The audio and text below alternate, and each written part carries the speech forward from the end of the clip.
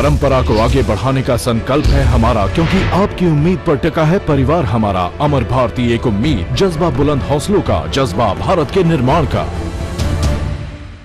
ओम नमः सिद्धेभ्यः। अहिंसा परमो धर्म की।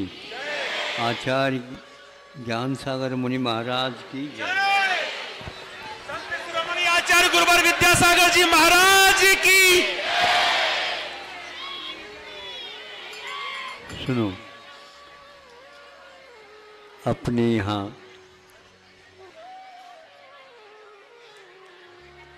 भक्षा भक्ष से दूर रहने के लिए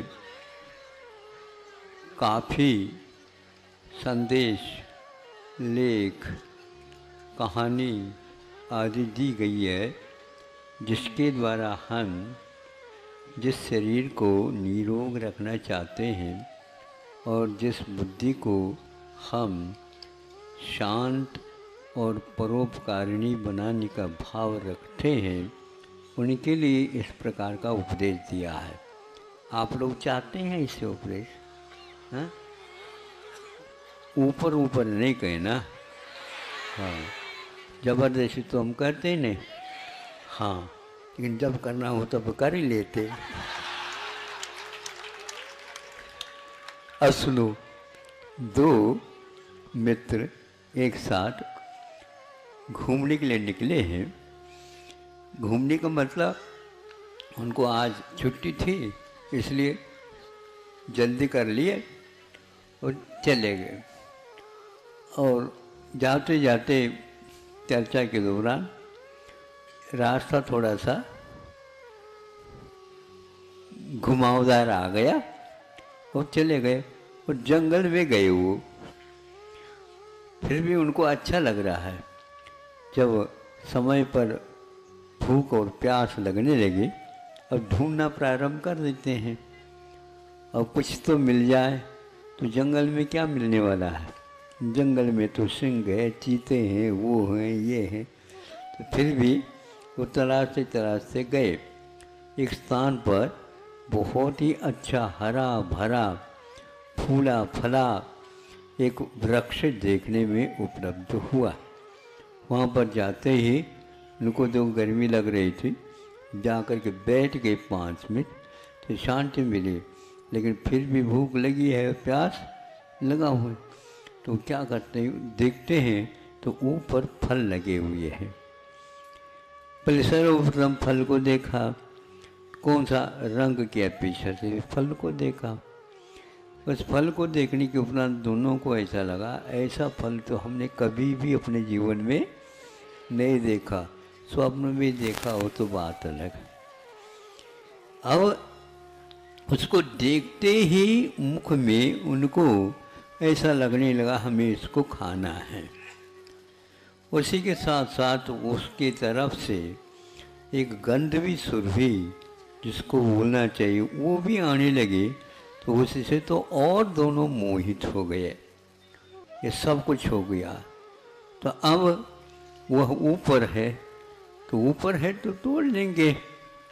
ऐसा करते करते उन्होंने अपने निश्चय किया। एक मित्र कहता है कि भैया ये सब देखने में अच्छा लग रहा है और सूंघने में भी बहुत अच्छा लग रहा है, और ऐसा लग रहा है कि इन दोनों गुणों के साथ तो रस भी इसका बहुत मीठा होगा। हाँ, आदि आदि वो अनुमान लगाते चले गए। फिर एक मित्र कहता है दूसरे मित्र को, हाँ चलो, हमें नहीं खाना। अरे ये क्या करता है? इतना बढ़िया फल है, भूख लगी है, खा ले। नहीं, हमारे माता पिताओं ने हमारे लिए महाराज जी के पास ले कर गए थे। उस समय एक छोटा सा व्रत दिया है। वो व्रत यहाँ पर हमारा निर्दोष पलेगा, ऐसा हमें लगता है, और हम इसमें दोष लगाना नहीं चाहते। क्या लगा कि ये अजान फल का त्याग, जान रहे हो आप लोग हैं? अजान फल दिख रहा है, दिख रहा है, इसका अर्थ नहीं कि हमने जान लिया। उसका क्या गुणधर्म है, ये कितना हमारे लिए प्रयोजनभूत है और कितनी हमारे आरोग्य में वर्धक है, हमारे प्राणों के संरक्षक है, आदि आदि होता है। कुछ भी खाना होते तो मत खाओ, किंतु अजानपन तो कम से कम त्याग कर दो। तो बच्चे को कहा तुम तुम भी कर सकते हो, हाँ ठीक। जिसका नाम याद नहीं समझे उसको खाना पता नहीं, कुछ नहीं किया, तो घर में यदि होता तो खा लो, लेकिन अजानपन नहीं खाना। तो इसका नाम क्या हमें बता दो, फिर इसके उपरांत हम इसको खा लेंगे। नाम तो मैं भी नहीं जानता, लेकिन भूख लगी है तो मैं तो छोड़ूंगा नहीं। देखो हमारे यहाँ तो ये कहा गया था, मित्र तो वह है सही सही बात कह दे। यदि मान लो इससे धोखा हो गया तो कितनी बड़ी हानि होगी। मैं तो नहीं खाऊंगा क्योंकि हमने त्याग किया है। दूसरे ने नहीं माना और उसको खा लिया। खाते ही बहुत मीठा लगा, सुगंधित है, मुलायम भी था, सब कुछ था, लेकिन 1 मिनट नहीं लगा और प्राणों का अवसान हो गया। हम भोजन लेते हैं एक प्रकार से जीने के लिए, और वह भी ऐसे हैं, रोते हैं ही नहीं, किंतु मुस्कान के साथ जीना चाहते हैं। तो उसके लिए उसी प्रकार मुस्कान दिलाने वाला ही भोजन चाहिए, नहीं समझे, उसी प्रकार के गुणधर्म चाहिए। तो समाप्त हो गया। अकेला वो सोचता, देखो यह संसारी प्राणी थोड़ी सी भी सहनशीलता नहीं रखता, काम हो जाता, हम तो बच गए, किंतु ये मित्र तो हमारा हमेशा के लिए चला गया। अपने यहाँ शुरुआत से ही गर्भाशय से साथ से ही बच्चों के ऊपर संस्कार डालना प्रारंभ किया।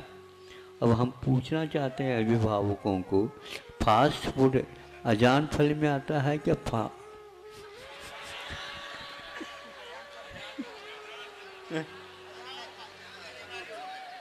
यही मानो, कुछ भी नहीं मानो। विदेश से आया, हाँ, पॉकेट में बंद है, हवा भी नहीं जा सकती उसमें, सब कुछ ठीक है, लेकिन काय से किससे बना है? मिठाई है, मिठाई है, मिठाई है। उस मिठाई खाने से पेट भी नहीं भरता और तृप्ति भी नहीं होती, लेकिन फिर भी एक बार अनुभव तो हो ही जाता, बॉम्बे मिठाई।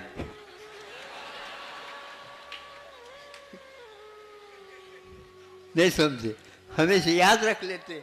अब आप क्या याद रखोगे बताओ? Fast food.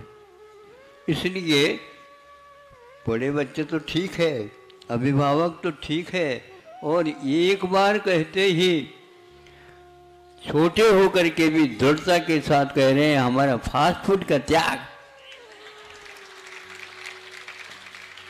अच्छा किया आप लोगों ने बच्चों के ऊपर। उस फास्ट फूड में क्या क्या आता है, जो ऊँचे आ जाए, घर का बना हुआ खा लेंगे, लेकिन अजान फल नहीं। हाँ, उसमें क्या क्या है देखना चाहें तो हमारे पास ये कल किताब आई है, हाँ, धैर्य सागर छुड़क जी ने भेजा है। ये बीच बीच में इस प्रकार के लेखों का संग्रह करके भेजते हैं। उसको यदि चाहते हैं तो वहाँ पर मिल जाएगा, प्रसाद सागर जी इत्यादि और किसी से। तो उसमें आप लोगों को भयानक स्थिति हो जाएगी कि हम सब कुछ कर सकते हैं, लेकिन इसको तो हम हाथ भी नहीं लगा सकते, क्योंकि आपको अपने घर का, अपने वंश का और अपने धर्म का, अपने अड़ोस पड़ोस का, सबका संरक्षण करना है। ये दायित्व तो आपके कंधों पर है। इन सब में आप असावधानी नहीं रख सकते। आपका ऐसे जीवन आपका ही लिए है, ऐसा नहीं बार बार आप कहते महाराज आप हमारे हो, आओ आपकी तो है, इसमें क्या बाधा होगा। लेकिन हम परिग्रह नहीं रखते हैं, सावधान रहियो। हमारे आते उतार करके और कोई काम करना चाहते तो नहीं। कर्म का संहार हो, और जीवन का उपसंहार नहीं, जीवन तो बढ़ता रहे, खूब शांति के साथ जीते रहे। और जो अज्ञात हैं लोग, उनके लिए भी हम अपना जीवन इस प्रकार के निमित्त बनाएं ताकि उसका भी संवर्धन, संशोधन आदि आदि होता जाए। इसलिए इस फास्ट फूड के माध्यम से आपके रसोई घर में जो पैकेट सब झूल रहे हैं, इसको आप देखना चाहिए। इसी के द्वारा महान भयानक रोग हो रहे हैं। कोई कैंसर है, वो तो स्थिति ऐसी है।